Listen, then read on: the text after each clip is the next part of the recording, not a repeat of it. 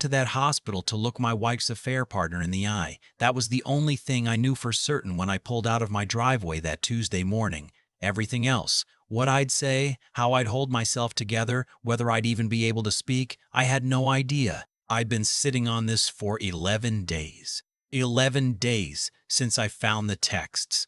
11 days since my wife of 23 years looked at me across our kitchen table, didn't cry, didn't beg, just said, "His name is Connor. He's been in my life for 2 years." 11 days since I moved my things to the guest room and started sleeping 4 hours a night, staring at the ceiling, running the math on 23 years and coming up empty every time. The affair partner's name was Connor Hale. I knew that much. I knew he was 31 years old. I knew he worked in commercial real estate downtown. I knew he'd been in a car accident. My wife had mentioned it, almost by accident, 3 days after her confession.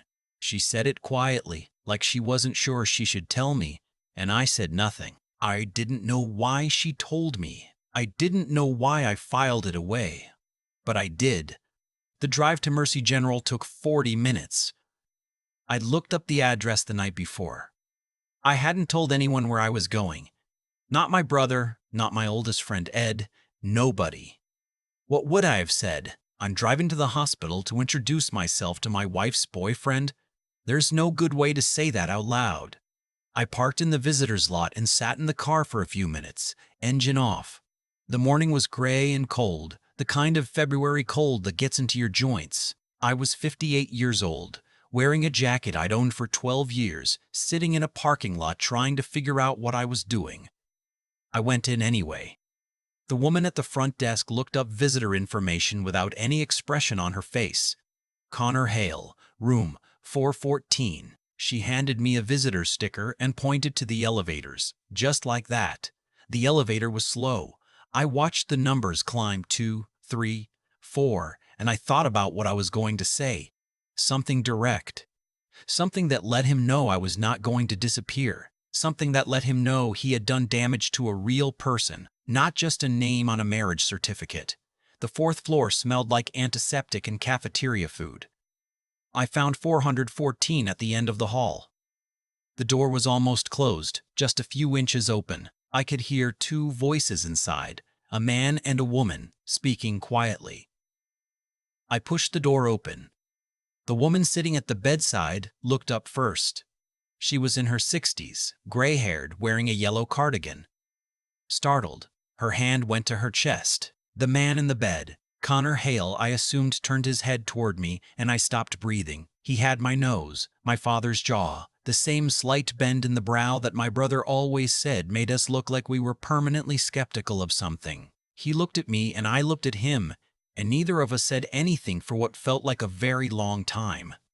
The woman in the yellow cardigan stood up. "Can I help you?" I couldn't answer her right away. I was still looking at the man in the bed. He was young. He looked young, 20-something or early 30s, and his right leg was elevated, and he had a bandage on his forearm. But his face was doing something to me that I did not have a word for. "I'm sorry," I finally said. "I think I might have the wrong room." I stepped back into the hallway and let the door swing shut behind me. I stood there for a moment, my back against the wall, trying to organize my thoughts into something that made sense. They wouldn't cooperate. I pulled out my phone and called my wife. She picked up on the second ring.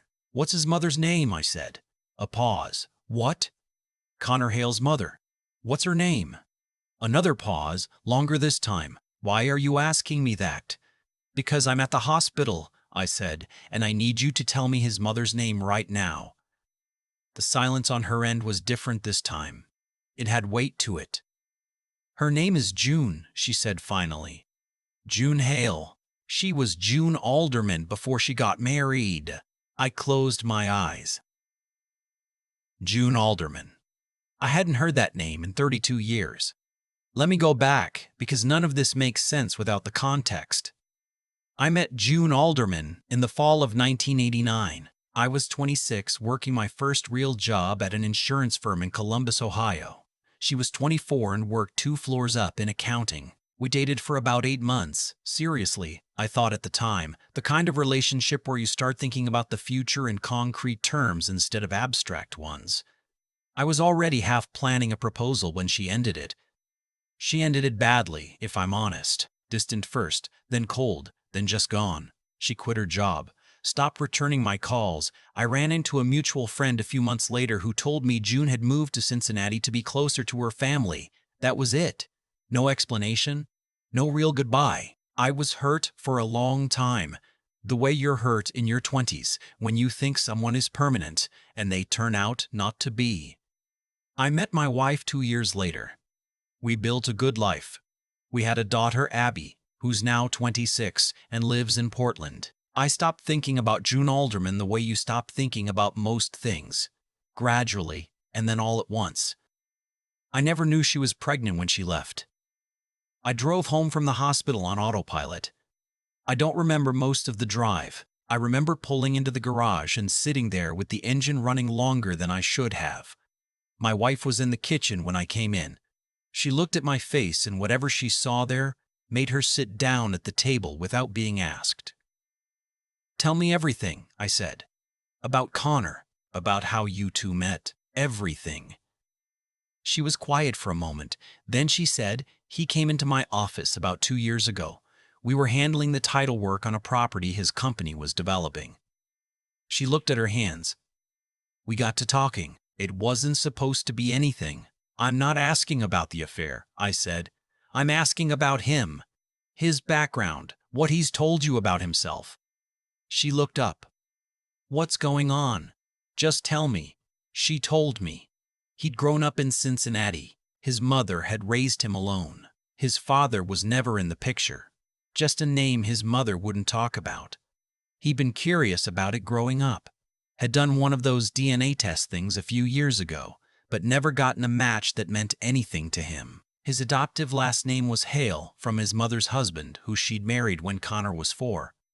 I sat down across from her. "His father's name," I said slowly, "is me." She stared at me.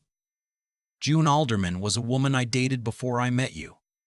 We were together for almost a year. She left without explaining why. She was pregnant and she never told me."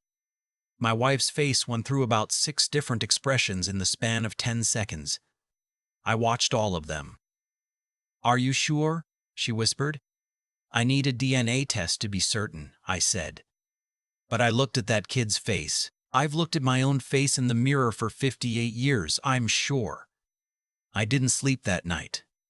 I lay in the guest room and stared at the water stain on the ceiling, a stain I'd always meant to fix, and thought about a son I didn't know I had. 31 years. He'd been alive for 31 years and I hadn't known he existed.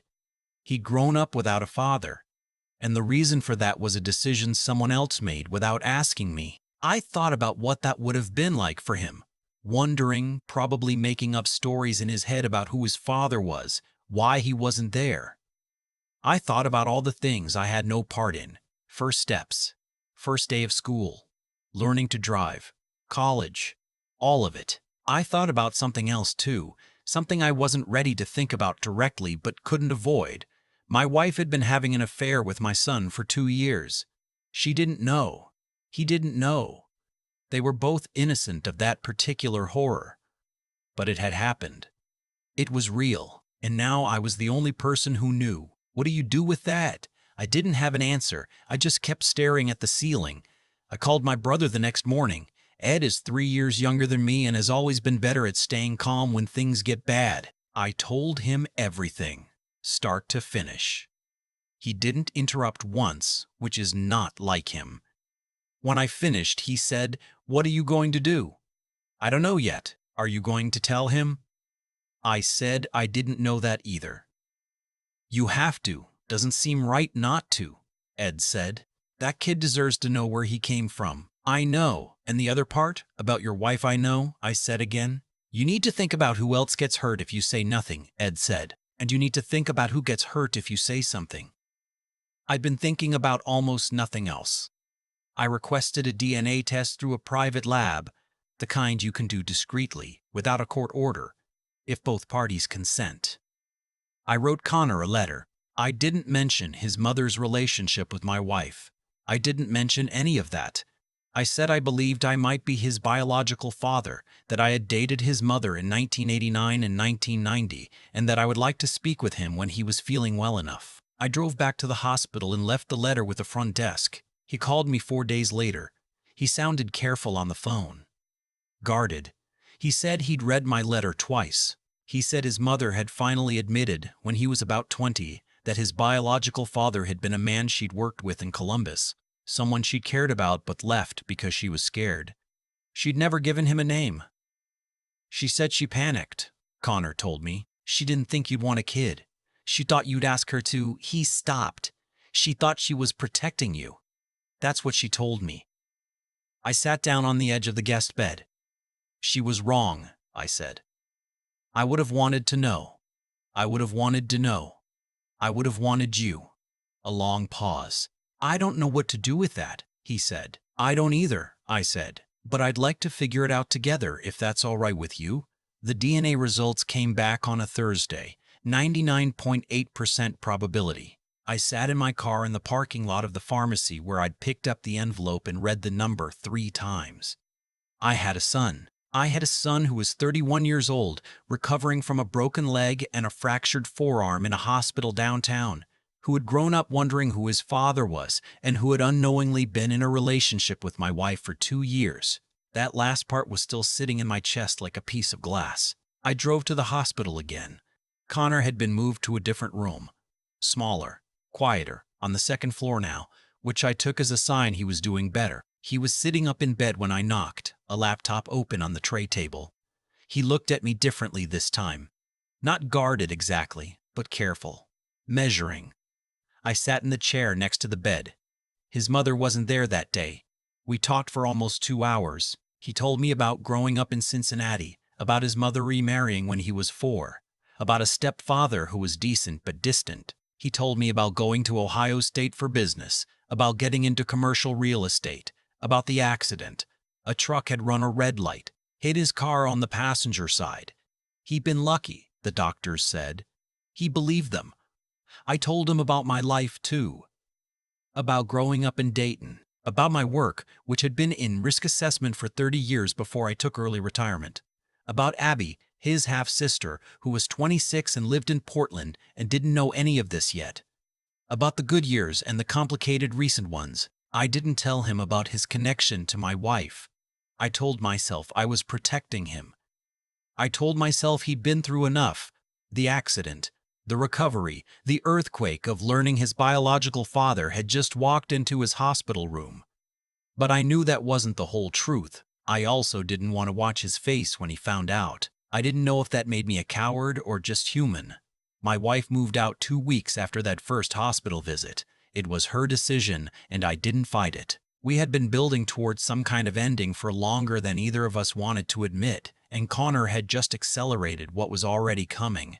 She found an apartment across town. We communicated mostly by email, through our respective attorneys. Abby found out. I called her myself, told her the whole story from the beginning, or most of it. She was quiet for a long time and then said, "Dad, are you okay?" Which is exactly the kind of thing Abby says, always asking about everyone else first. "I'm working on it," I told her. Is Connor a good person?" "Yeah," I said. "I think he is." I told Connor the truth about his connection to my wife on a Sunday afternoon in March. He had been discharged from the hospital by then, was staying at his mother's house in Cincinnati while he finished recovering. I drove down, about an hour and 40 minutes. June Hale, now opened the door. I hadn't seen her in 32 years. She looked older, obviously, as we all do. She looked tired in a way that had nothing to do with the hour of the day. "I figured you'd want to do this in person," she said. I did. She stepped back and let me in. Connor was in the living room, his legs still in a brace, propped up on the couch. He looked at me, and I think he read something in my face because he muted the TV immediately and sat up straighter. I sat down across from him and I told him all of it. How I'd found out about my wife's affair, how I'd gone to the hospital to confront the man she'd been seeing, how I'd opened the door and seen his face. He didn't say anything for a long time when I finished. June had her hands folded in her lap. Nobody was looking at anybody. Then Connor said quietly, "She didn't know?" "No," I said. "She had no idea. Neither did you." "Does she know now? About who I am?" "Yes," I said. I told her. He put his hand over his eyes, not crying exactly, just covering himself for a moment. Then he dropped his hand and looked at the ceiling. "I need a minute," he said. "Take all the time you need." We sat there in June's living room, the three of us, while the afternoon light came through the blinds in long, flat lines. A clock ticked somewhere in the kitchen. Outside, a neighbor's dog barked twice and went quiet. After a while, Connor said, "I want to ask you something and I need you to be honest." "Okay." "If none of this had happened, if you hadn't been trying to find her affair partner, would you ever have found me?" I thought about that seriously, the way the question deserved. "I'd like to think I would have eventually," I said. "The DNA databases keep growing. A lot of people find each other through those now, but honestly, I can't promise you that. I might have lived the rest of my life not knowing you existed." He nodded slowly, like he'd expected that answer and was deciding how to carry it. "The worst thing," he said finally, "isn't any of the obvious stuff. The worst thing is that I have to grieve a relationship I thought was one thing and find out it was something completely different. At the same time, I'm supposed to feel good about finding out where I came from." He looked at me. "That's a lot to hold at once." "It is," I said. "I know. I'm not blaming you. I know. But I'm still sorry. I'm sorry for all of it." June got up and went to the kitchen. I could hear her filling a glass of water just to have something to do with her hands. Connor and I have been meeting for lunch once a month since April. We go to a diner about halfway between Columbus and Cincinnati, a place off the highway that has good coffee and doesn't get too loud. We don't talk about his mother's marriage or my divorce, mostly. We talk about football. He's a Bengals fan, which I've been trying not to hold against him, and about Abby, who video called him once, sort of awkwardly but genuinely. We talk about his work, which he's getting back to slowly. We talk about the ways we're similar, which keeps turning out to be more than either of us expected. We both tap our fingers when we're thinking. We both hate cilantro with an unreasonable passion. We both wake up too early and can't go back to sleep. The situation is not resolved. I don't know that it ever fully will be. My divorce will be finalized later this year. Connor is still working through what the last 2 years of his life meant, with a therapist he started seeing in February. I've started seeing one too, a quiet man named Dr. Ashworth, who I meet with on Wednesdays and who has a way of asking questions that make me think about things differently. Abby came to visit last month. She and Connor met in person for the first time at that same diner. I sat across from the two of them and watched them be cautious with each other, and then, gradually, a little less cautious, and by the end of lunch, they were laughing about something I'd said when Abby was 10 years old. A story I'd told Connor about teaching her to parallel park. She'd apparently remembered it differently than I had. That moment felt like something. I don't have a clean word for what. I went to that hospital that February morning to look my wife's affair partner in the eye and say my piece. I didn't get to do any of that. What I got instead was a 31-year-old man with my jaw and my brow and my stubbornness sitting up in a hospital bed, his whole life about to get more complicated in ways neither of us could have prepared for. I don't know if I believe in the kind of universe that arranges things. I've lived 58 years and I genuinely don't know. But I know that if I had turned around in that hallway and walked back to the elevator, if I'd decided it wasn't worth it, if I'd been the version of myself that takes the easier path, I would have driven home and never known my son existed. So I'm glad I opened the door, even with everything that came with it. I've thought a lot about the version of myself that almost turned around in that hallway. He almost existed. I was this close to walking back to the elevator, driving home, and telling myself it wasn't worth it. That confronting the man wouldn't change anything, that the marriage was already broken and no conversation in a hospital room was going to unbreak it. That version of me would have gone home, ordered takeout, and stared at the guest room ceiling for another week. And he never would have known his son was alive 30 minutes away. That thought stops me cold every time. I didn't do anything heroic that morning. I was angry and sleep-deprived and running mostly on stubbornness. But I pushed the door open anyway, and that one decision, made for entirely the wrong reasons, turned out to be the most important thing I'd done in years. Maybe ever. I've been thinking about cause and effect a lot since then. Not in any mystical sense, just in the plain, honest sense that the things we do have consequences that ripple out in directions we can't predict, and the things we don't do have consequences too. June made a choice in 1990 that she thought was protecting everyone. It protected no one. It just moved the pain forward 30 years and handed it to Connor to carry, which he did, quietly and alone, for his entire life. She wasn't evil. She was scared. But scared people make decisions that echo, and the people around them live inside those echoes. Connor didn't ask to be born into a complicated situation. He didn't ask to grow up wondering why his father wasn't there. He handled it with more dignity than most people twice his age would manage. That's not luck. That's character. That's a person who decided at some point that the missing pieces of his story were not going to define the whole of it. I respect that more than I know how to say. And Abby, watching her sit across from her brother for the first time, being careful and then gradually less careful, laughing at a story about a parking lot in Columbus, that told me something. It told me that the people we love are often more capable of expanding than we give them credit for. We protect them from hard truths because we think they'll break. They usually don't. They usually just need time to adjust, and then they surprise you.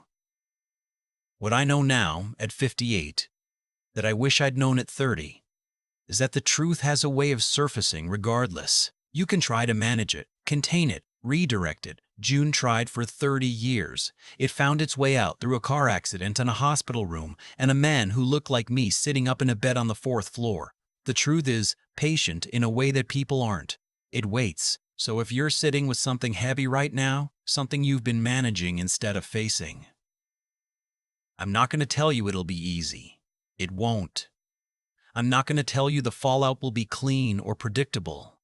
It wasn't for me. But I will tell you that I'm having lunch with my son next week, and my daughter is thinking about flying in, and for the first time in a long time, I'm building something instead of just maintaining something. That started the moment I stopped walking away and pushed the door open.